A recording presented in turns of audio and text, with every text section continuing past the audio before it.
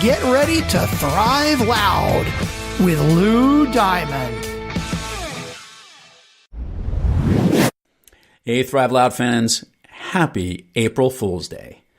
We were trying to think of what we could have possibly released on a special minisode on April Fool's Day. We potentially thought of doing some comical sketch. We also looked at going back at some of the bloopers that took place in some of the recordings from previous episodes that aired. And we recognized that we ran out of a lot of time and didn't have a chance myself or my team to compile such an amazing episode together for you. So we were trying to figure out what would be perfect to launch on April Fools. Well, fortunately, former Thrive Loud guest and rockstar speaker and comedian, Drew Tarvin, who was a guest on the show, his book, Humor That Works, The Missing Skill for Success and Happiness at Work, launches today, April Fools 2019. So it is a great book. We're going to put all the links for you to click and actually get a chance to purchase it.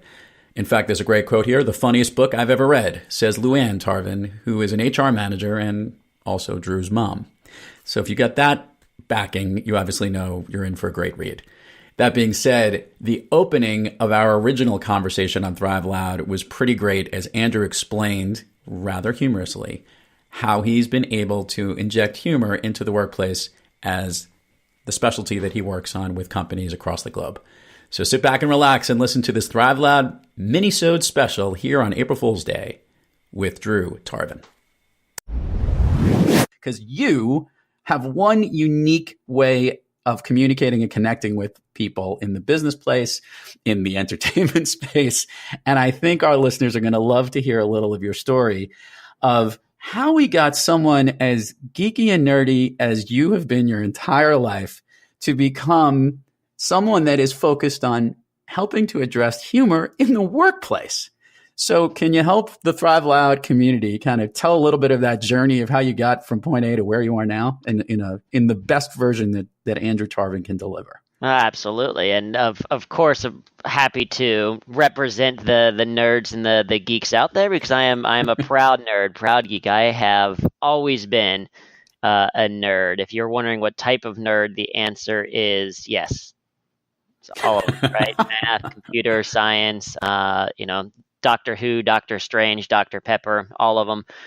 But most specifically, I've been an engineer ever since I can remember. Really, since before I can remember, I've been obsessed with efficiency because I was born 3 weeks early. So apparently, even in the womb, I was like, I don't need a full 9 months. I'm ready to go right now.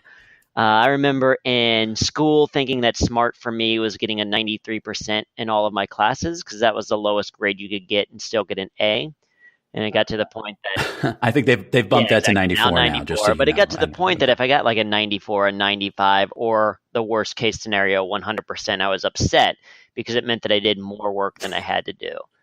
Right? Obsessed with efficiency. When I first moved to my apartment, I'm now living in Brooklyn. I counted out the steps that it took me to get to each of the different subways so that I could find out what is the most efficient subway stop to go to. Like it's something that I still think about on a daily basis. How can I be more efficient? How can I save even more time? And is that exhausting though? I mean, is that for real or is it exhausting? Fun. It's kind of like I'm going to take the steps anyway. I might as well quantify the data around it.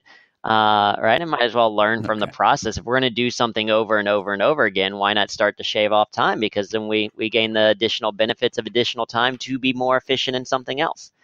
And so that's the mindset that I had. And so when I went to university, I got a degree in computer science and engineering from The Ohio State University. And after I graduated, I started working at Procter & Gamble as an IT project manager, kind of well in that wheelhouse of what you would expect. And it was at P&G that I started to realize that there's a difference between being efficient and being effective. You know, that you can be efficient with things like computers, but you can't really be efficient with things like people because they have emotions and feelings and they get sick and they get tired and they have to eat and sleep and all of these other things, and realizing you can't be efficient. Instead, you have to be effective. And for me, as a stereotypical nerd, as a stereotypical engineer, I didn't necessarily have the skill set that I needed to be effective with people. But luckily in college, I started doing improv and stand-up. My best friend wanted to start an improv comedy group. He needed people and forced me to join.